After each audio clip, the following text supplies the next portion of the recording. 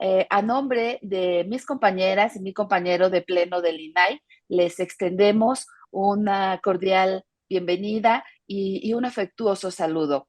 Igualmente, saludo con mucho gusto a quienes hoy han coordinado este evento y nos hacen favor de manera virtual integrar el Presidium. Querida Clarice Giraud, claro que te saludo con mucho gusto, un abrazo a la distancia. Steve Wood, gracias por ser moderador.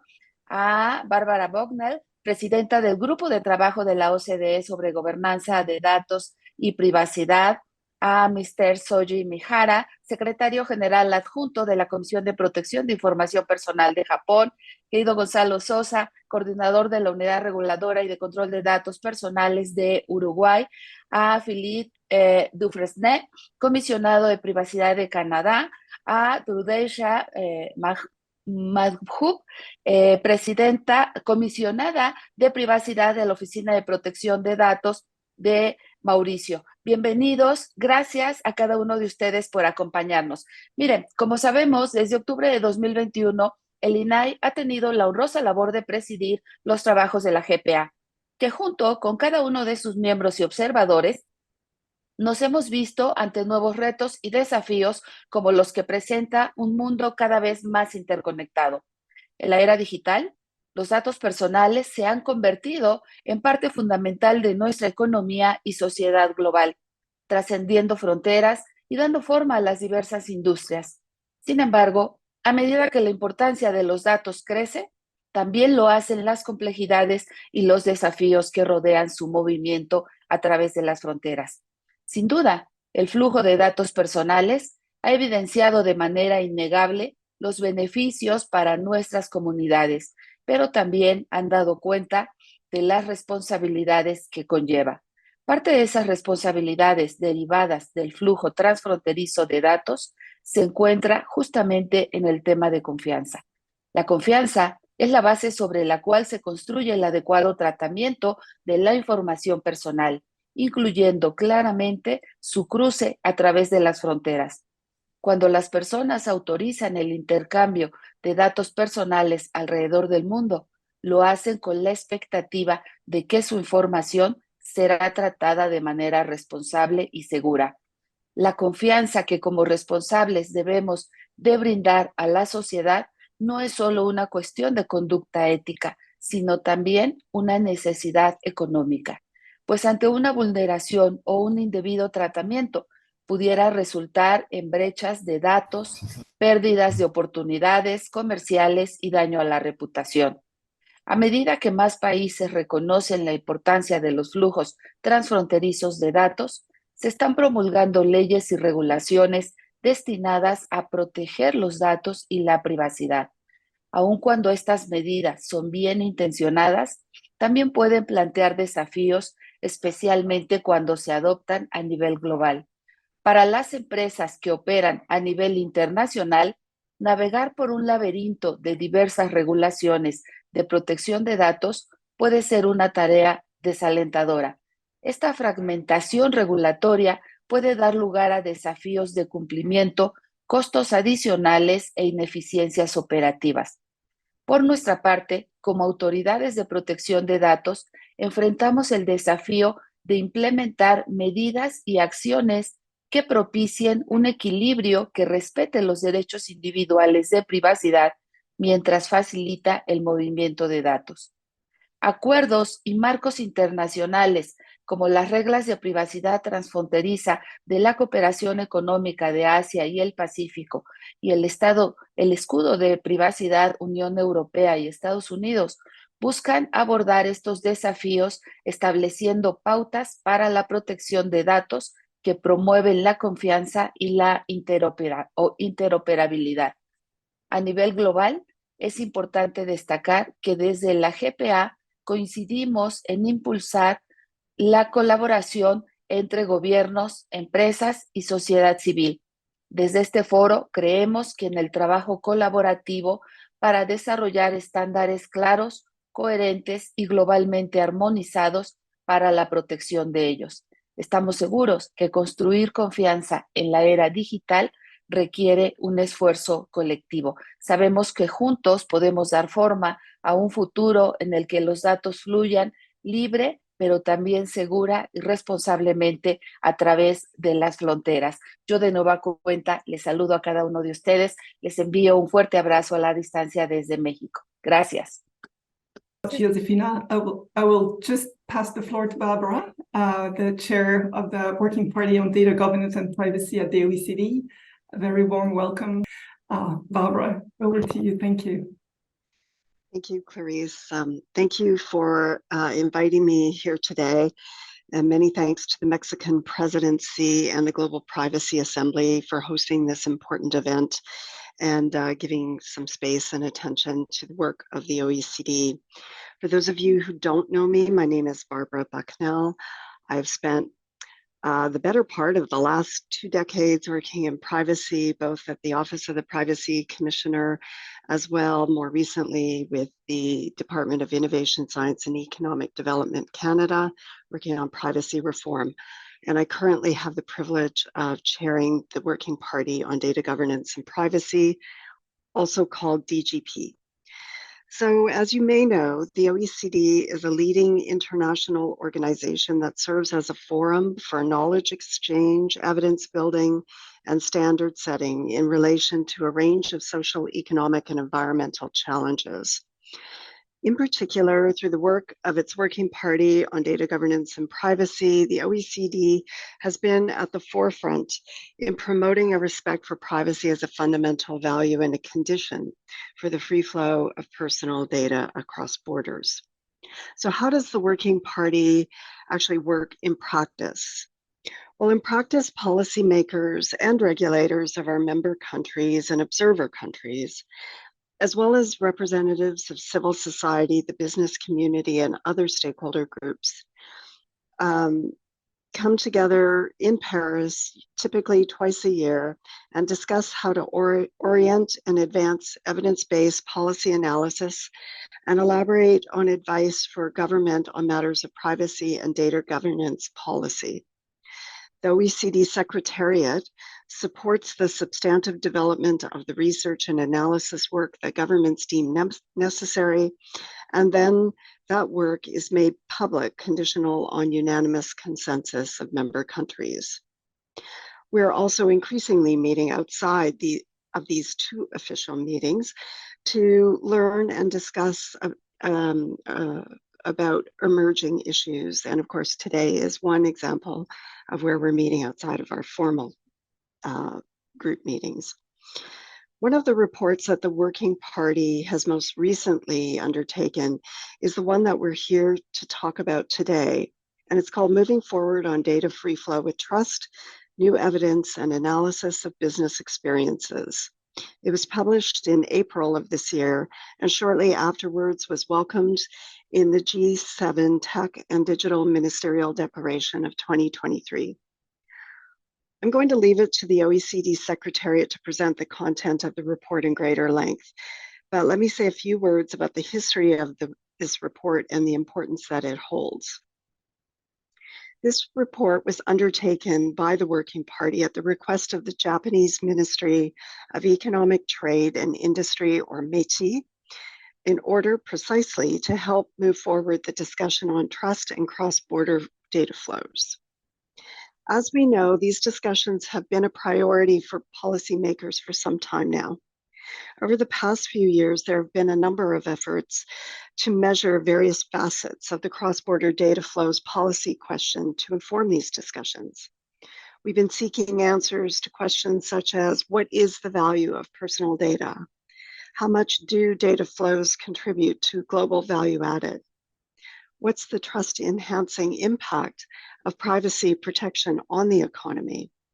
However, for a number of reasons, these efforts have largely encountered challenges, yielding what we may call inconclusive or difficult to understand results.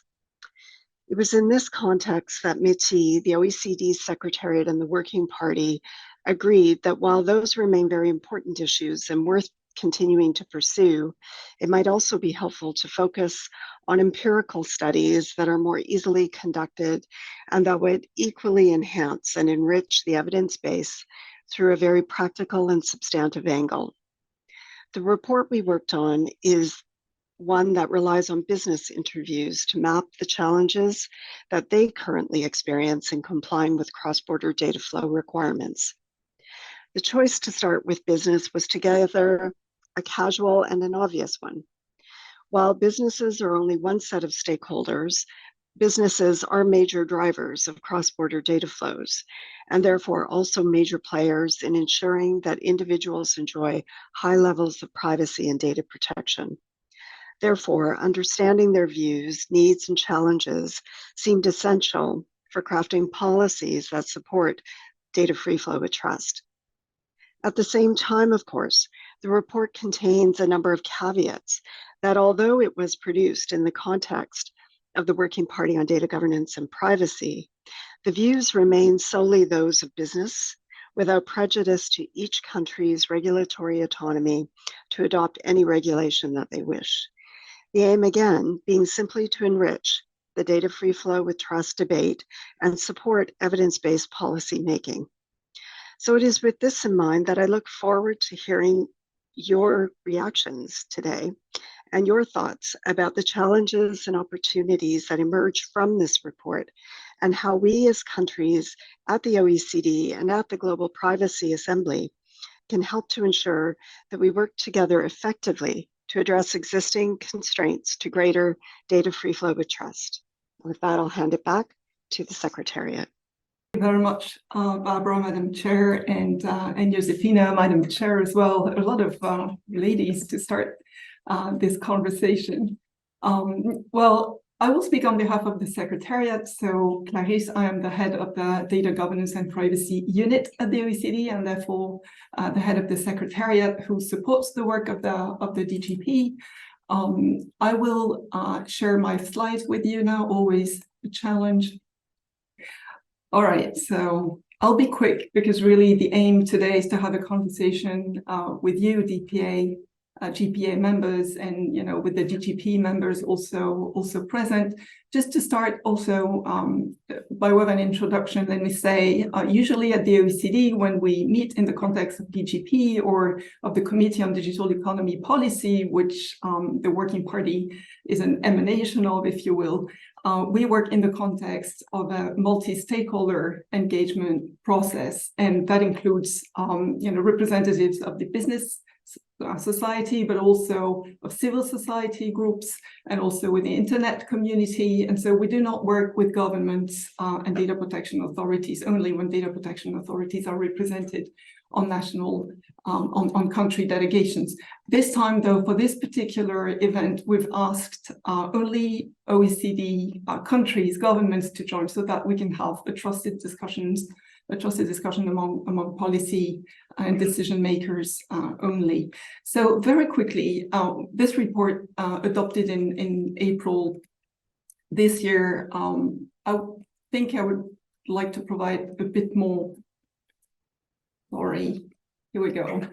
A bit of a background first. So DFFT, data free flow with trust, has become, to be honest, a bit of a verb, a bit of a noun, a bit of an adjective. We don't really know. It's a concept that is not entirely clear, but has become a word in the common policy language today. Overall, it's a policy priority for social and economic growth. It's a G7 priority, which is why the G7 presidency of Japan commissioned this particular report to us. But of course, it is also a policy priority for all of the OECD, the GPA, but actually way beyond the OECD membership. A lot of governments are actually working on so-called DFFT. And so there is no definition of the term, but it is very clear that the protection of privacy and personal data across borders is critical, of course, because it's a business imperative, but first and foremost, in this particular case, because it is fundamental to defend high levels of data protection for individuals and for consumer trust, if we call individuals consumers only. DFFT covers many topics. It's not only about the data transfer regulations, obviously, it's many other topics. And okay, my team does not particularly like this slide, to be honest. They find it cramped, but that's actually a selection of recent work that has been done at the OECD, which shows, how broad the work is on cross-border data flows and on data free flow with trust generally. And this is just a selection of work where we've actually cooperated with you or with other members than members of the DGP community only. And this is really a slide to show how many conversations are actually ongoing around the concept of DFFT and how important it is that we engage collectively on them. And we're extremely grateful actually for the great work done with you and the relevant working groups of the Global Privacy Assembly, in particular on the review of the recommendation on cross-border cooperation in the enforcement of laws protecting privacy, a very long title, but actually a crucial topic for us, and of course, government access to personal data and pets, privacy enhancing technologies, and more. But here, really, we wanted to focus on one particular topic, which was the mapping of challenges around compliance with data transfer regulations, because we wanted to contribute to this discussion that is ongoing to understand really how to leverage all the commonalities, that the phenomenon of convergence that we see happening on data transfer provisions and on data protection laws really all around the world, which is an amazing, very positive policy development, obviously. But what we hear from businesses is that there is the last mile delivery, if you will, is not yet effective, and we need to work with them to make sure that we can build really on this convergence that is happening globally. And this is not what which is exceptional at the OECD at all. Actually, since the early 2000s, and really since 2011, this so-called policy wheel that you can see on the side really embeds the concept of a regulatory impact assessment in all the policy cycle, meaning when you have a data transfer provisions or data protection law that is out, of course, there's a roadmap to implement it, and then, regulation, and then we design the regulation where it's enforced. At some point, it is important to reflect on the impact and engage with stakeholders with as broad as possible, a spectrum of stakeholders, which is as broad as possible, and consult to hear about what works and what does not work, what can work better. And this was really the exercise, which again was narrow in the sense that it was business-centric, but it is important to ask those who implement effectively these data transfer provisions how they work in practice. Because we as Secretariat, policymakers, rule makers cannot really understand unless we've actually experienced this. And by definition, we do not. We're not in the shoes of businesses. So a number of caveats that Barbara touched on already. I would emphasize only one, which is that when we conducted the theme of formal interviews that we had, we said over 30, but it's in fact closer to 40. We deliberately went to a very large number of stakeholders, which very much beyond the usual, the stakeholders that we commonly engage with, and to ensure that regional diversity was really embedded in the work and represented in the work. So we basically went to stakeholders in Latin America, in North and South America, actually. We went to most of Europe. We went to Asia Pacific. We went to Africa and the Middle East. And it was very striking that the feedback was very consistent. We wanted also to ensure that we had sectoral diversity. In other words, not only big tech, but also other sectors and SMEs. We took great care to go and listen to SMEs as well. Now, 5 themes emerged from the discussions, but I hope you had time to have a look at the report, or that you will when this presentation ends.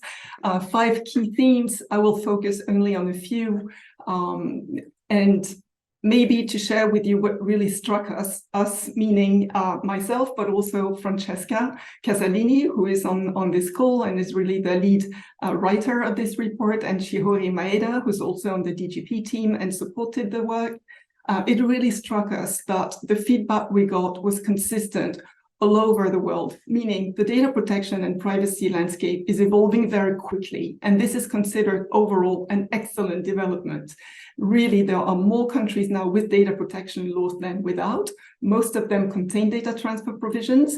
It is essential that businesses actually ensure that data is protected wherever the data goes. And that is not challenged at all. But at the same time, this feedback was also consistent throughout. There are challenges because the fact that the landscape is getting more complex, which is not a criticism, it's just a fact, it's just the fact, raises concerns in relation to the compliance challenges in particular, and the regulatory risk, if you will, that comes with it is also underlined by businesses. It takes time for data protection laws to be passed. It takes time for them to be implemented, and then they become enforced. And sometimes there is lack of clarity, and sometimes there is convergence, but there is not complete overlap, or there will be different regulatory interpretations at the national level. And this raises a lot of difficulties in practice. It is not surprising because, you go global, there are more regulations out there. With regulation comes some measure of complexity, but it is to the point that this regulatory burden is actually difficult to manage.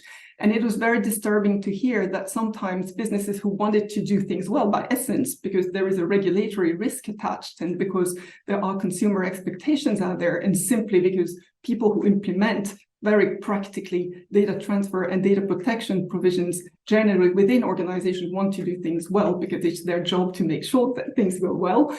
Eventually, because there is just so much, there are so many resources that you have and so much money in your pocket, if you allow me to put it that way, well, you have to make choices. And sometimes, well, you can't be fully compliant, and you will basically maybe have to choose and to go for the easiest option, which might not necessarily be the option you would prefer, but you just do not have the resources to do that. And that really was striking. And of course, we're emphasized the challenges now, but that doesn't mean there are not solutions out there. And that's why we believe this conversation today is important, because together, hopefully, we at the OECD can provide more evidence, the evidence that you might need.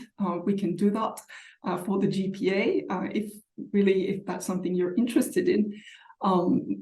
There are factors out there that are positive and play really to the benefit of better data protection and better privacy, and at the same time match business expectations. It's not a zero-sum game in the sense that easier compliance does not mean lower data protection. Now, I won't go through all the findings of the report. It would be tedious, and really the priority is for Steve to take over and to listen to GPA members who can contribute. But the conclusions basically roughly are here. We need, and they go in all directions, they're all interrelated, right? You can't take one without taking the other. We need to provide trust by providing legal certainty, and we can help with that at the OECD. Certainly the GPA can also support that in the context of the different working groups that are working at the moment on data transfer in particular. International regulatory cooperation is essential, not only between and among DPAs and with or without the OECD, but also with sectoral regulators, and we're beefing up our capacities to support that kind of cross-sectoral cooperation here in-house, and also with external stakeholders. We need to incentivize also a culture of compliance and trustworthiness among businesses. What does that mean? And I promise that I'm nearly done now. It is to think about how businesses can truly embed data transfer mechanism, the implementation efforts of data transfer provisions in their daily processes, and that is not always necessarily the case. And we tend to look at, for instance, legal basis or requiring consent, for instance, for the collection of data as something separate from data transfer, compliance with data transfer requirements. But in fact, for businesses, it was very striking that all these different phases are actually integrated into one in a privacy management program that needs to be really as compact as possible. And therefore, if data transfer provisions are well integrated with general compliance efforts, and you can kill two regulatory obligations, if you will, with one compliance stone, well, data protection will be better for it. We've put together a list for the questions for discussion. Of course, it's way too long. You cannot address all of those, but I will basically close with the suggestion that you at the GPA tap on us if you want to, not too much, but we're happy to try.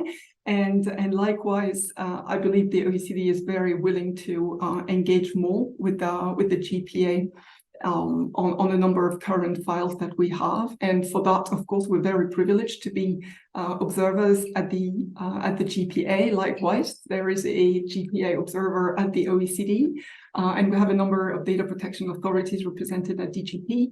So we have lots of bridges here that we can use. And I'll be in Bermuda next month, so I'm looking forward to supporting this conversation further.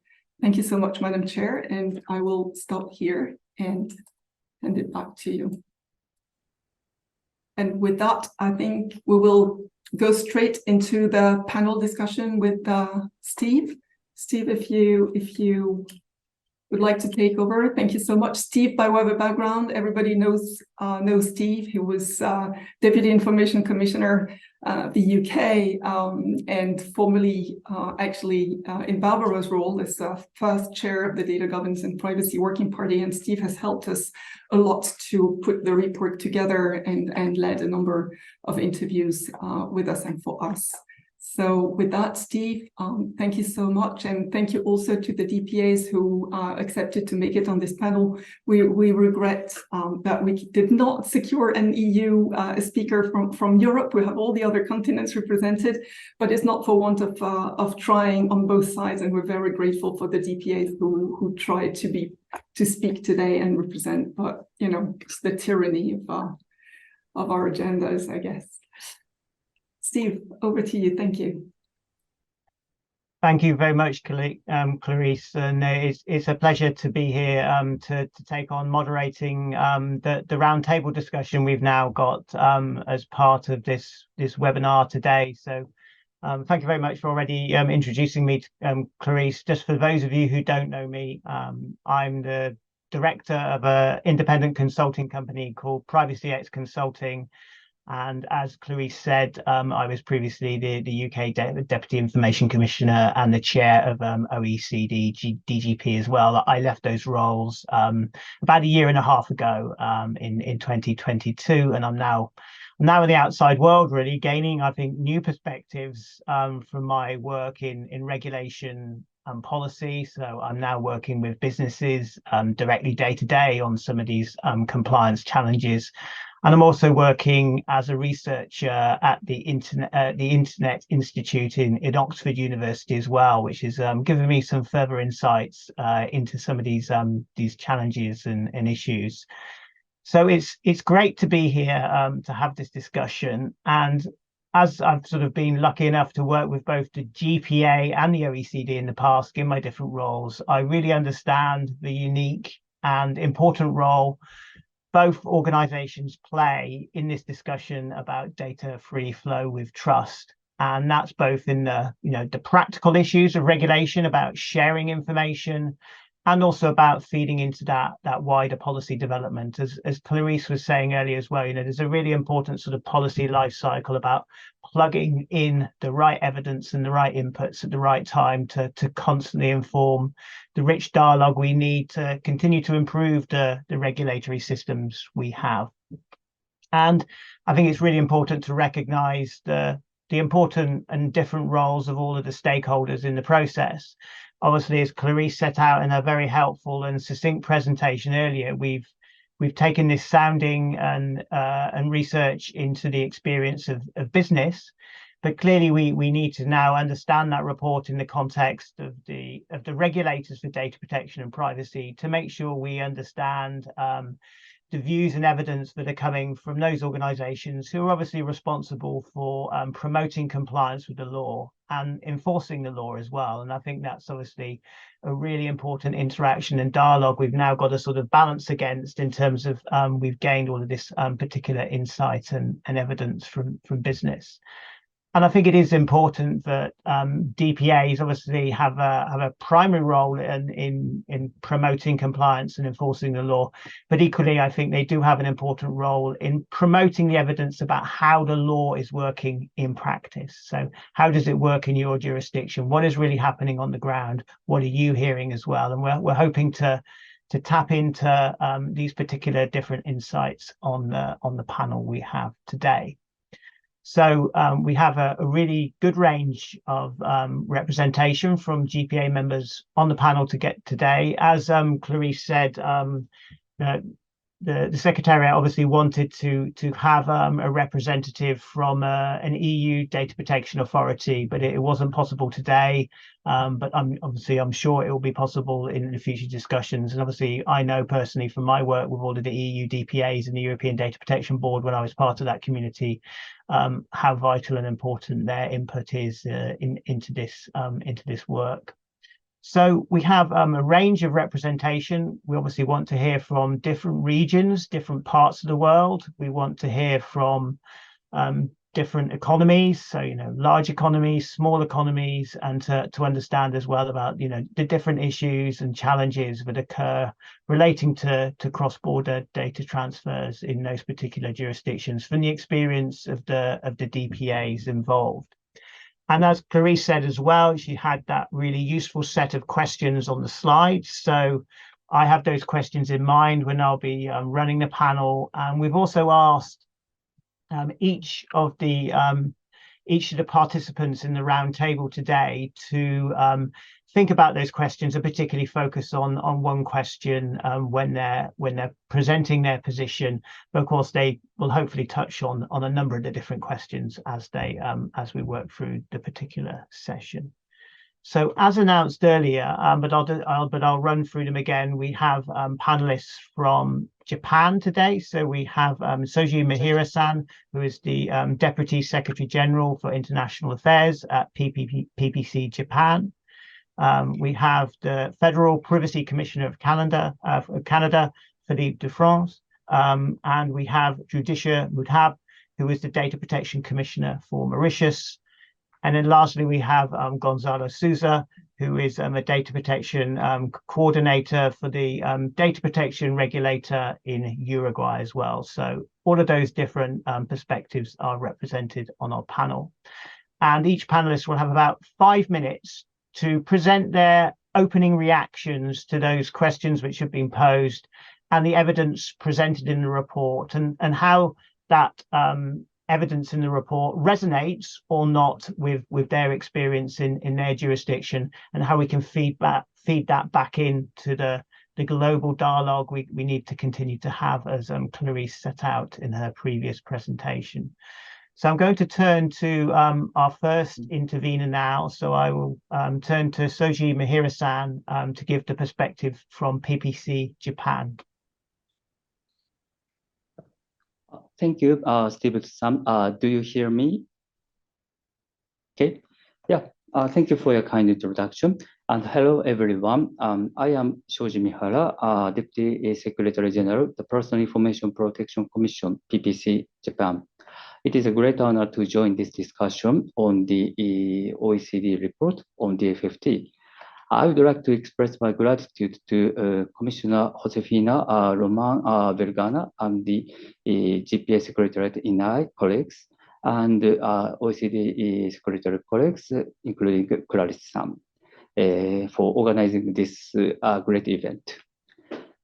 Before diving into the OECD report on the FFT, by taking this opportunity, I would like to touch upon the discussion on DFFT at the roundtable of the G7 Data Protection and Privacy Authorities. The annual G7 DPA Roundtable meeting 2023 was held in Tokyo, Japan in June. In this meeting, G7 DPA commissioners including Commissioner Philip Dufresne, Canada, are discussed based on the 3 pillars, namely DFFT, emerging technologies, and enforcement cooperation. Also, representatives from relevant international fora, including GPA and OECD, were invited to the meeting. Especially, I would like to appreciate Commissioner Josefina Roman Vergana as a representative of GPA and Ms. Clarice Giro as a representative of OECD to visit Tokyo and contribute to deep G7 discussions by providing respective recent developments and future prospects. At the end of the G7 DPA roundtable, 3 outcome documents were issued: a communique, action plan, and a statement on generative AI. Here, I will briefly introduce some essence of the DFFT part of the G7 communique and action plan. In the communique of G7 DPA roundtable, G7 DPAs confirmed that ensuring trust, including a high level of protection of personal data, is fundamental prerequisite to facilitate the free flow of data. The G7 members also agreed that it is necessary to create options for business operators to choose the tools best suitable to their needs for cross-border transfers, while recognizing the diversity of legislation of the personal data protection in different countries. Furthermore, the G7 agreed to aim to further advocate, promote, and advise on the development of transfer tools on a global scale. In the action plan, the G7 members agreed that we commit to remain attentive to supportive to the ongoing efforts to develop the concept of DFFT and to continue to emphasize that ensuring trust is an essential element of DFFT. G7 DPA is also committed to share knowledge on transfer tools, notably through the comparison of global cross-border privacy rules, CBPR, and EU certification requirements, and through comparison of existing model constructual clauses. It should be noted that the establishment of the institutional arrangement for partnership, IAP, to operationalize DFFT was approved at the G7 Digital and Technology Ministers meeting in April this year, and also endorsed in the G7 Leaders Declaration in May. The G7 Digital Ministers will work towards the establishment of the IAP. In the development of the IAP, G7 DPA commissioners shared the view that the DPAs will also play an active role in the future development of the IAP on the topics related to the data protection and privacy issues. That is a brief overview on the progress of the DFFT in the outcome of the G7 DPA roundtable. And I would like to add one more thing. Afternoon, in the final day of the G7 DPA roundtable meeting, PPC Japan held a G7-related public side event for the purpose of immediately disseminating the fresh results of the G7 and consulting them with stakeholders. At this event, we organized a DFFT-related panel session regarding cross-border transfer tools to operationalize DFFT, joined by DPA commissioners, representatives from academia and industry as panelists. Now, I turn to the OECD report on DFFT. Firstly, I appreciate great efforts by OECD Secretariat and Working Party DGP, whose chair is Barbara-san, and Japan's METIS colleagues to develop this report. We understand that OECD report mainly reflects perspectives of business community. I think it is noteworthy to point out the following findings from this report. First, DFFT has become a common policy objective for most stakeholders. Second, regarding recent legal development, numerous common elements can be found in data protection legislations in different jurisdictions. Third, there are mainly two different types of cross-border data transfer business practices. One within a company group and the other beyond a company. Fourth, time and cost spent by companies to comply with data protection laws are increasing. Fifth, various cross-border transfer tools already exist and continue to develop further. These points from the report are not surprising to us, DPAs, but the report is so well organized to help deepen our understanding on them. We appreciate, again, the great efforts, especially OECD secretaries, on compiling this report. Discussions through international fora, such as the OECD and the GPA, have contributed to establishing internationally recognized data protection and privacy principles. In particular, OECD privacy guidelines, which recently have been incorporated into national data protection legislations in each jurisdiction. However, given that our legislation in each country reflect its society and culture, it is not difficult to imagine that how such principles are embodied in each legislation may vary depending on circumstances in each country. Likewise, interpretation for the same principles often differ slightly commensurate to local legislations in different jurisdictions. It is understandable that business companies prefer to take steps to implement globally consistent measures for complying with applicable laws as much as possible. However, the reality is that data protection legislations are different from one country to another, and we must respect the diversity of legislations which reflect the diversity of different countries' society and culture, and sometimes history. This is why we have made continued efforts for international cooperation to bridge these differences in order to achieve interoperability.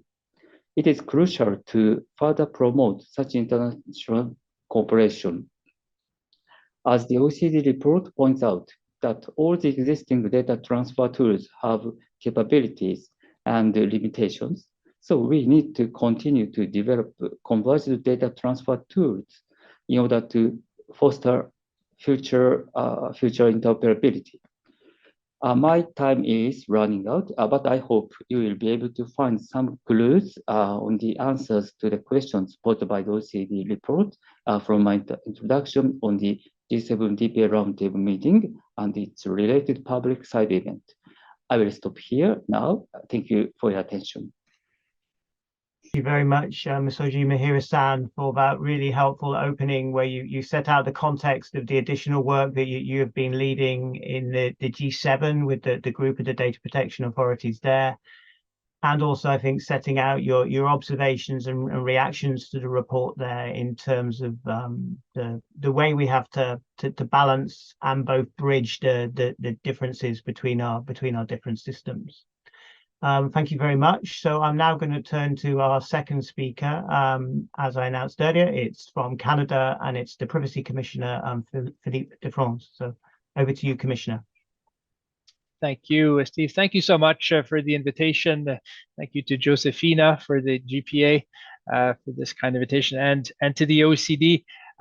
Barbara, Clarisse, I would start with congratulating you and thanking you for the work in producing this important report that gives us key insights on the realities, challenges, opportunities from the perspective of the business community. It's an important perspective, and I agree with you that these are key players and movers in this space. We have to, of course, consider the perspectives of individuals and governments and DPAs, but I think that starting with the industry made sense.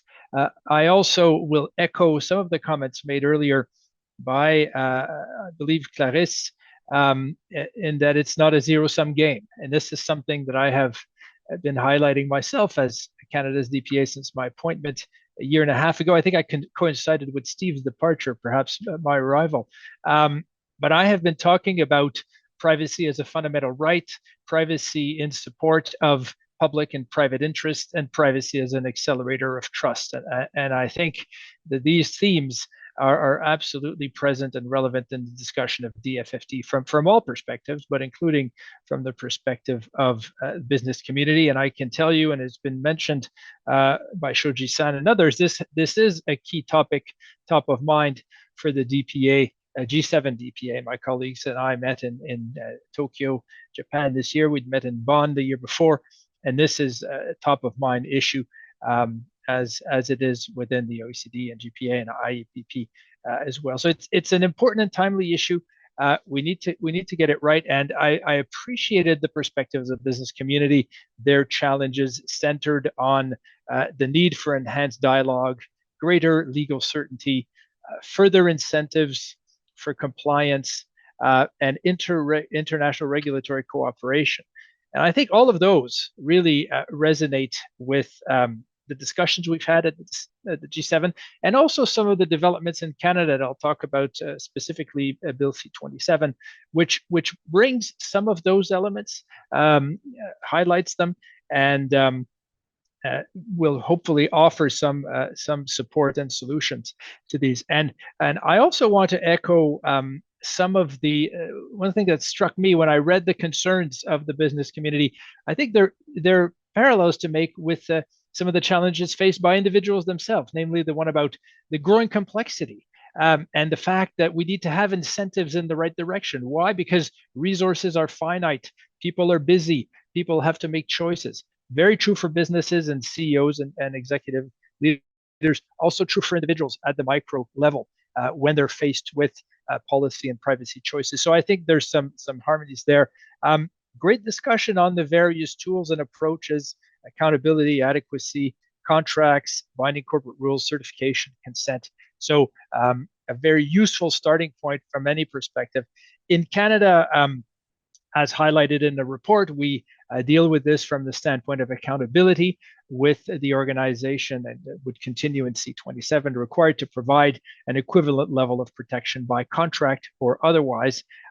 There are some provisions on transparency for international data flows, where organizations have to make public information about those transfers, whether it's international, interprovincial, or whether there's a reasonable foreseeability of privacy impacts. And I think of particular interest will be the certification program section in C-27, where organizations can, and including public sector organizations, can apply for certification of either a code of practice or a certification program. I would have the authority to approve those or to remove the certification. There's a possibility for a program operator to play a monitoring role. And one of the themes in the paper was the fact that such certification programs, if they don't bring legal compliance benefits, they might not be worth the investment in resources. Well, in C-27, there is a clear legal consequence to those programs, in that I have to take those in consideration. I can refuse to investigate a complaint if the organization is meeting its certification program. And a new element of the bill would allow me to recommend fines, significant fines, but I would not be able to recommend such fines if an organization has been complying with a certification program. So talking about incentives, that is a very clear, there would be a very clear incentive for organizations, to get those programs, to comply with them. So these are positive developments that would combine, again, not only the promotion, but the protection aspect. There's a strong element of guidance in the bill that would allow me to, and indeed require me to, be in discussions with businesses and to seek their feedback and to provide that guidance. So lots of interesting options. The bill is still before our Parliament. I'm looking forward to it moving forward, and I'll have recommendations to make to improve it. But very relevant, I think, elements there to the discussion and the report from the OECD. We've been working in Canada with others on global CBPR. That's another tool that's been discussed in terms of certification mechanism. Lots of great work at the GPA working group on standards and the OECD. You've mentioned the model contract clauses. So again, opportunities there. We have, Shoji-san, different legal systems, but the more we can make it user-friendly. I'm a big believer in making things user-friendly, certainly for individuals and also for businesses. So that's an example of how we can help them. And Shoji-san gave a great summary of the work of the DPA community. I won't repeat that, but certainly commend the action plan and the 3 pillars that I think show that the DPA, G7 DPA have really those key themes. DFFT, Pillar 1, Emergent Tech, Pillar 2, including privacy enhancing technologies, which was part of the recommendations of the report in terms of more dialogues on those elements. And Pillar 3, Enforcement cooperation. Again, I would argue very relevant to this notion of dialogue and this notion of international regulatory cooperation, both within privacy and cross-sectoral. We have a Competition Act and other legal domains. There's intersection, and we have some digital regulators forum. We've created one in Canada recently with my colleague from the Competition Bureau and CRTC. So lots of work going on this, and we'll continue to be listening for business and individual and academic government perspective. But a real pleasure to be here with you to discuss this. And thank you and congratulations. Thank you very much, Commissioner, for those really helpful observations in terms of setting out some of your reactions to the focus of the report on incentives, and then you really set those out quite practically for us in terms of the policy route that Canada is thinking of going down with its proposed bill, and the particular focus as well on certification and how you'd sort of actually link that really with the incentives concept as well. So I think that's something really useful to pick up from your jurisdiction, and that link in with the global CBPR perspective, which is obviously attempting as well to grow as a system beyond its existing membership as well. So that's really interesting that you particularly raised those areas. So thank you very much for that intervention. I'm now going to go to another part of the world. So we're now off to Africa. So really important continent. A lot of new data protection laws emerging in Africa, a lot of activity, and it's going to be really great to hear from Judicia Malhub, who is the Data Protection Commissioner for Mauritius. So over to you, Judicia, to provide your perspective on the report. Hello, Steve. Good afternoon to all my dear colleagues, and thank you for including me today in this discussion. I was thrilled to read the OECD report, and with very much enthusiasm, I will say that this report is very important in terms of the recommendations that are contained in this report. But I think now the focus should be on the follow-up action that is required to promote the report and the work that the OECD is doing in terms of privacy implementation. And I think it's very important to put the focus also on the collaboration of OECD with other privacy advocates, GPA, and other members of the privacy community, because we need to create the right synergies between continents now. It's not only working with institutions and specific countries, but also bringing together all continents under one umbrella to be able to ensure what we are really aiming for, that is global effective compliance. I have one suggestion. I have 5 observations. I will try to confine myself within the time limits as far as I can. The first one is, this is an idea that whilst reading the report just originated in my mind, is like we can have a specific OECD country from each continent that could be selected, who will act as a model or a champion for the region that it is representing, showing how it's implementing, to take just one area, the OECD privacy framework with all the documentation that has been just exposed before. I think that way to show indeed that there is a pragmatic approach towards data protection, and not only the regulatory frameworks with robust principles and what the DPAs are also doing on ground, but also this international flair from the business community or business-centric perspective, which the OECD is focusing on, to be able to bring data protection not only from a fundamental human rights perspective, but also merging together business concerns, which sometimes, yes, we do, we miss the business aspects as well, focusing too much sometimes on privacy concerns, but we need to have this right balance. And I think the balance between policies and laws and best practices, bringing business solutions within each continent will be a very much appreciated effort from the OECD. And secondly, I think we all know that a global harmonized approach is not going to happen soon. We have many building blocks towards it, but we don't have a global, complete, absolute harmonized approach towards data protection.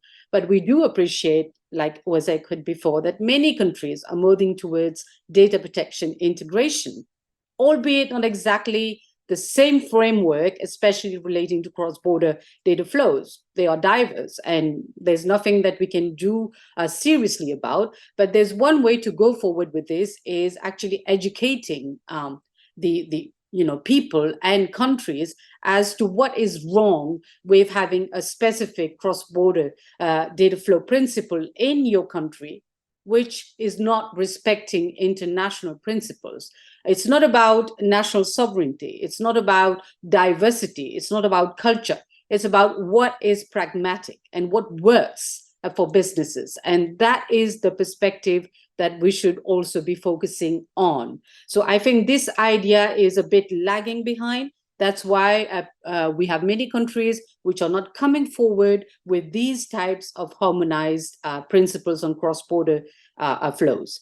But we have many solutions right now. We should be very realistic about them, which are here to counteract these weaknesses, such as binding corporate rules, model contractual clauses, and other types of trade bilateral agreements between countries. We have some remedies to this type of the weakness. So I will also now speak about what the African Union is doing very briefly. The Digital Single Market Framework, data governance policies, the Malabo Convention, other initiatives at regional levels such as SADC model laws, Commonwealth model laws, harmonization project for African data protection laws.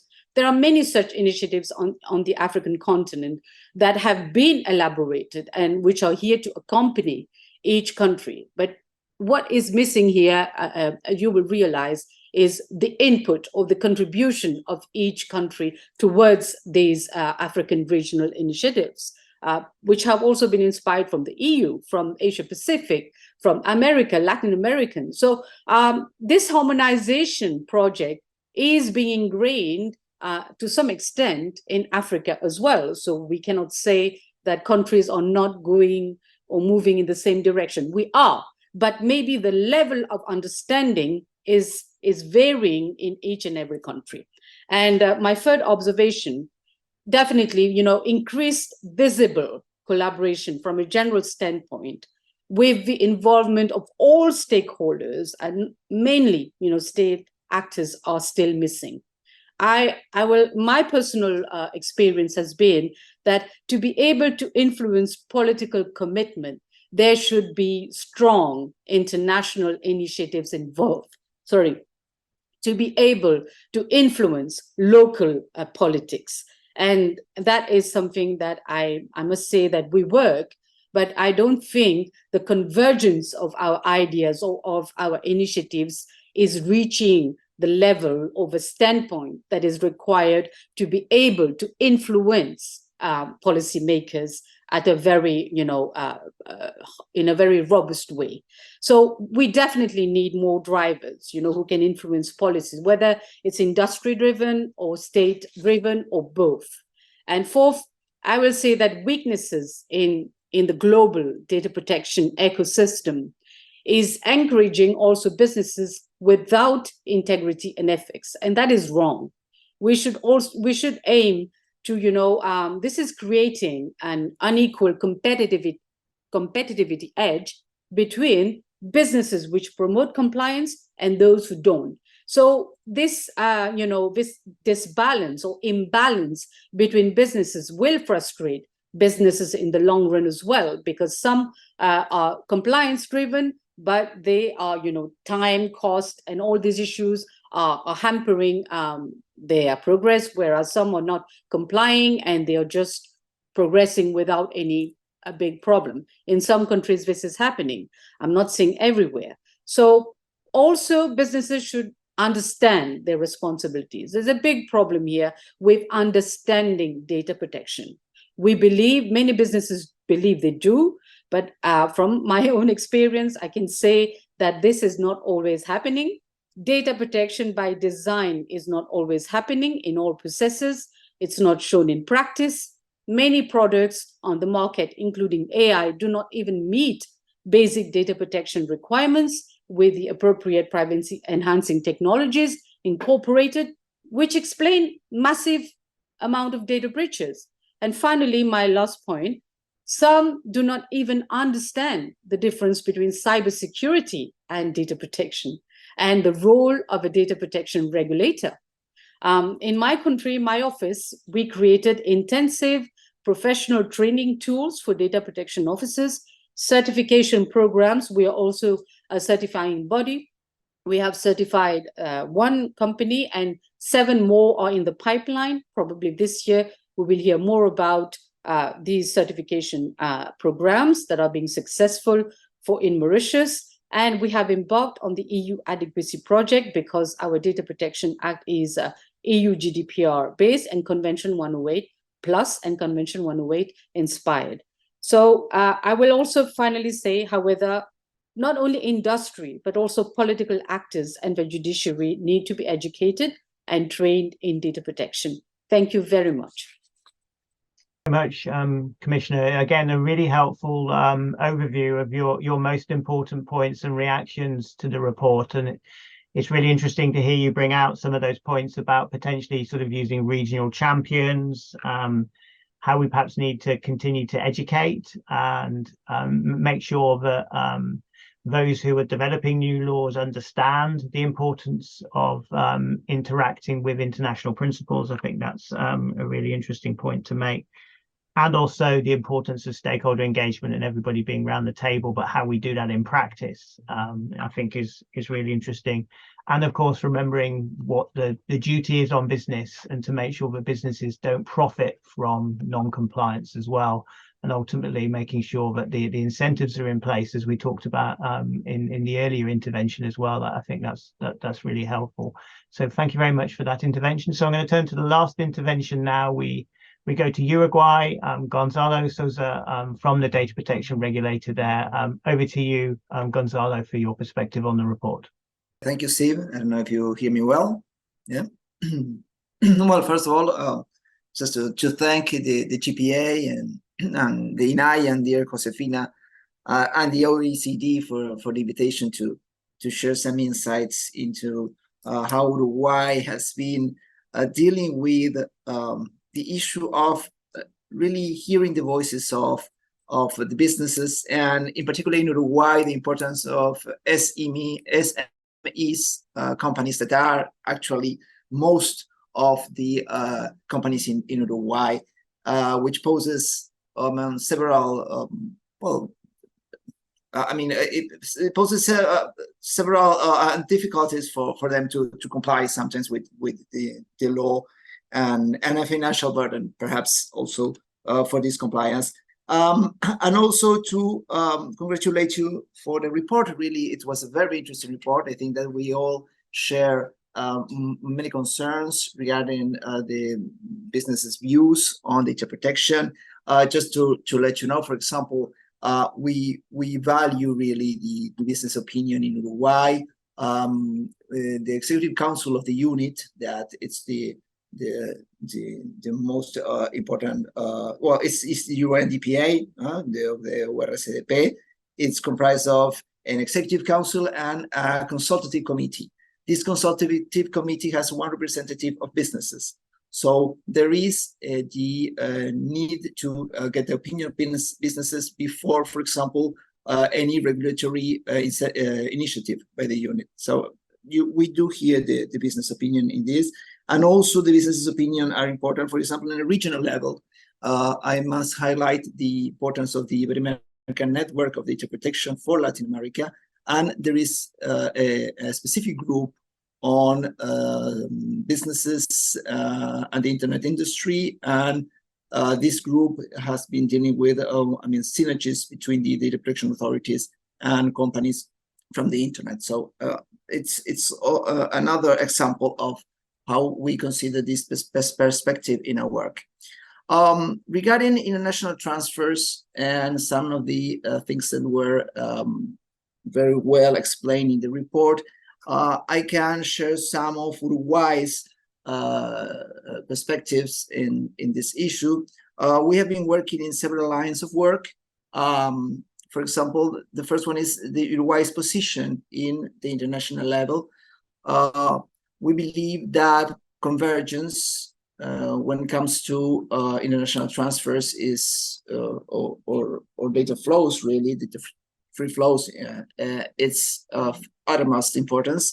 So we became one of the first non-European member of the Convention 108, and I think that was the second non-European member of Convention 108 Plus. I think that Mauritius was the first one, because we believe that there is in Convention 108 also a basis for international transfers. There is a couple of articles that refer to how parties of the convention transfer data. So that's one example of convergence that we think that it's very important.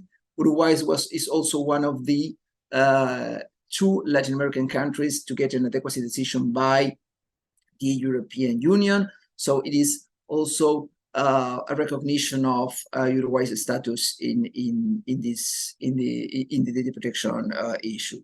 And I must say that this has become more important since 2018, when Uruguay had a modification of the law to include the extraterritorial scope of the legislation. So there is a very important work there to position the DPA and to seek different tools to ensure safe transfers through these instruments.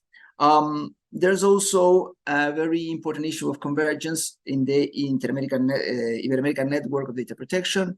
As you all know, the standards for Ibero-American countries try to include a minimum of regulations that countries should take into consideration to ensure certain convergence between the legislation when modernizing or creating new laws. And there is a specific chapter in the standards regarding international transfer. So there's also a lot of work there in the Ibero-American network. Another line of work that we have been we've been dealing with recently is the issue of the contractual clauses that are mentioned as one tool for ensuring data flows with trust. As the Uruguayan DPA, we have approved for example, the contractual clauses that were provided by the Ibero-American network. Uruguay and Peru are, I don't know if there's any more countries in Latin America, but I think Uruguay and Peru were the first to approve those clauses to be used by data exporters and data importers in the international transfers of information. But as we understand that many small businesses or many companies do not have the means to negotiate some of those clauses when it comes to hiring service providers from other countries.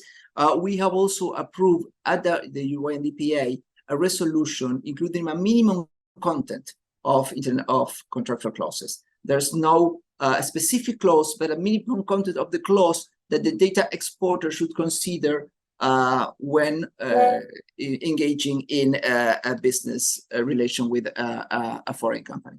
And also we have a policy of doing a pre-revision of contractual clauses by companies when they are presented here in Uruguay. I can tell them publicly because the resolutions are public. Amazon Web Services, Microsoft have presented their clauses to the Uruguayan DPA, and we have reviewed them and considered them adequate for the Uruguayan legislation. So when it comes to when a company wants to use those services, they must require Uruguayan's DPA authorization, but they can state that they are using those clauses, and in that way the authorization goes through perhaps a fast track, for sort of say.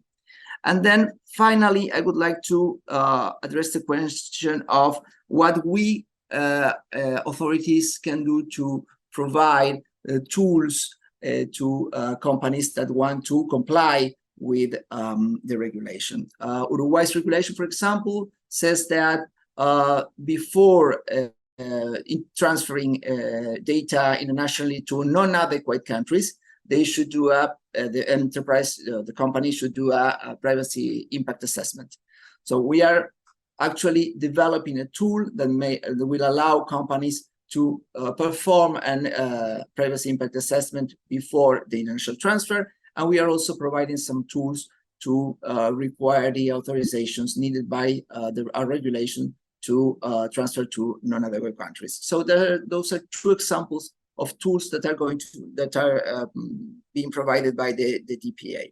And finally, I should say that I fully agree with the need to educate and to provide tools, but also knowledge to businesses and to people in general regarding the importance of the transfers of data and what they're doing to the data. Last year, Uruguayan legislation, the Uruguayan legislature modified our right of information and include them, for example, some references that data controllers should provide to people before getting their consent.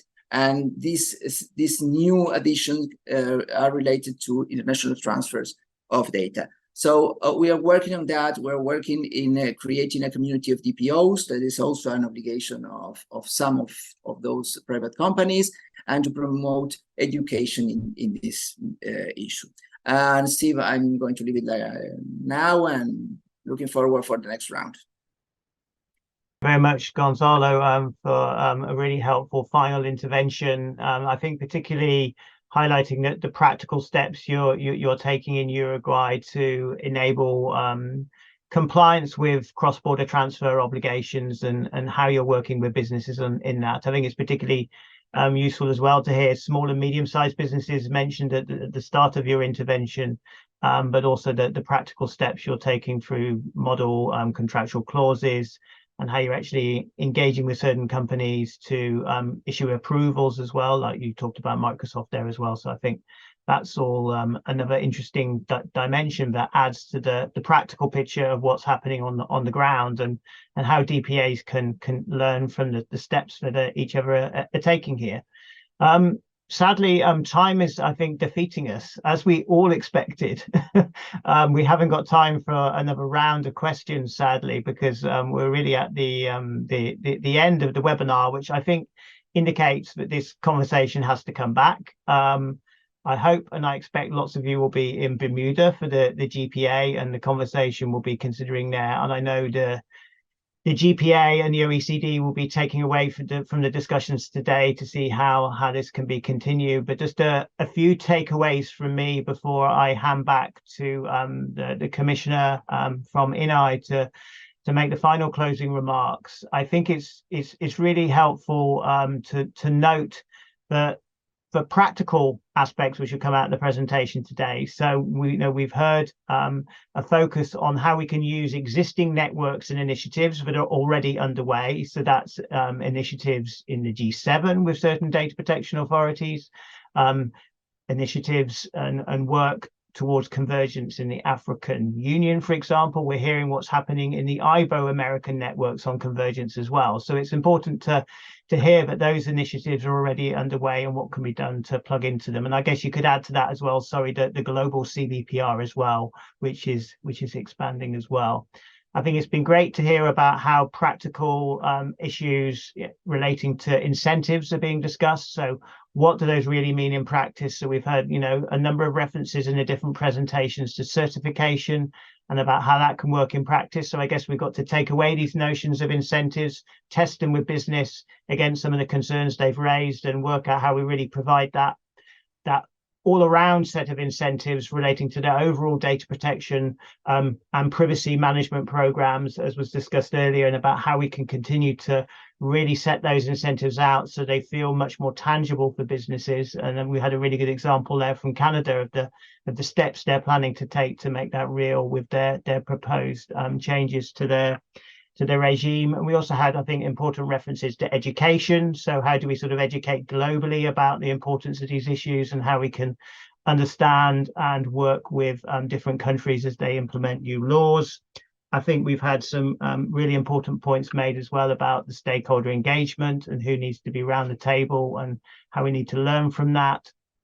And lastly, as well, I think the importance of understanding the range of businesses involved, small and medium-sized enterprises, as I mentioned earlier, and how we can continue to use existing tools such as standard contractual clauses, which, as we know, are probably one of the most heavily used tools out there globally right now. So we know we had some good examples in that last presentation. So I think some really good points for continuing the discussion. And thank you, everybody, for attending the discussion today. So thank you to the four panelists from Japan, Canada, Mauritius, and Uruguay. And I'm sure we'll continue the conversation.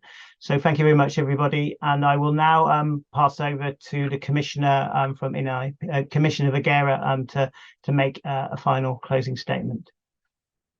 Sorry, I will interrupt very briefly because we have to do a quick jump to Bermuda. And you're jumping to Bermuda, sorry. Yes, okay. Please, just to say, guess what he will say. Okay. Alex, over to you.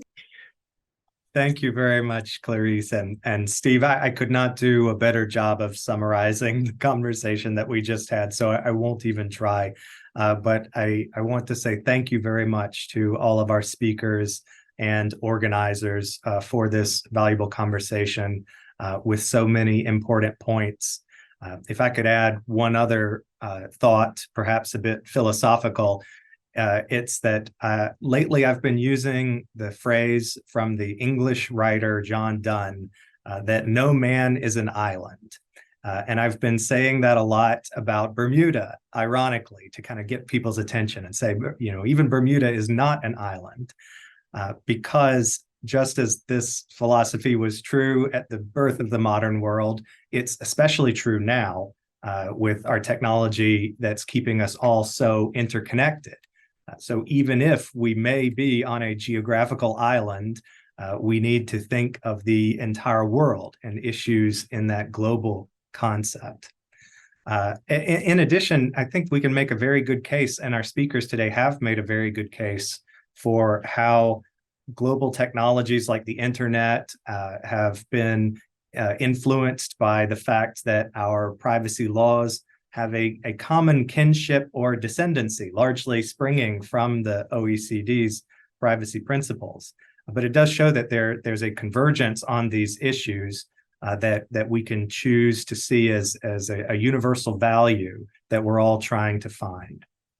And so if you'll forgive one last metaphor before I turn things over, I'll say I like to think of this issue the same way I would think of a sail for a sailboat.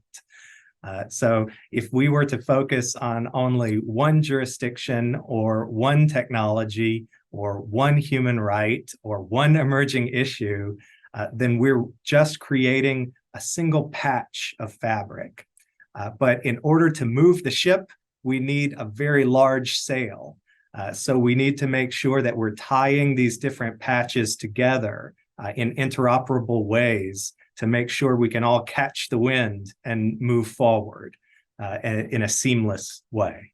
So I hope these are the sorts of conversations that we will have in Bermuda in October. In case you're not aware, the Global Privacy Assembly's annual meeting is October 15th through 20th, and I hope we will see you there. Thank you. That's all from me. Much, Alex, and I think those of us who are lucky to get to Bermuda really look forward, and all the best for the last mile run. And over to you, Madam Chair, Josefina, to close this event. And thank you again so much from us at the OECD for the kind words and encouragement to move forward on data free flow with trust. Muchas gracias, Clarice. Gracias, Alex, también. No te había visto al principio. Pues yo solamente me resta verdaderamente agradecer. Ha sido una hora muy enriquecedora para todos nosotros.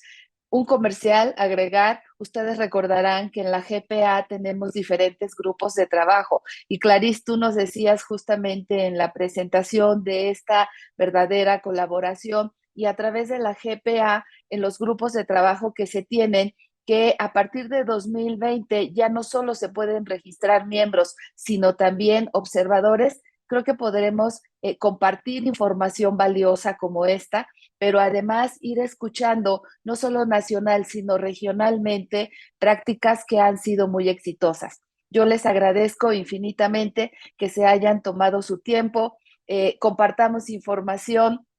Y como bien dicen, tenemos la Red Africana de Protección de Datos, en la Red Iberoamericana de Protección de Datos también la reunión será justamente la próxima semana, donde también se ha hablado un poco de estándares mínimos regionales en materia de flujo de datos. Entonces, me parece que es un tema que todavía va a seguir dando mucha conversación, pero que por supuesto somos precisamente las autoridades de protección de datos quienes vamos a dar guía especial en este camino. Les agradezco mucho, reciban un fuerte abrazo a la distancia, buenos días, buenas tardes, buenas noches.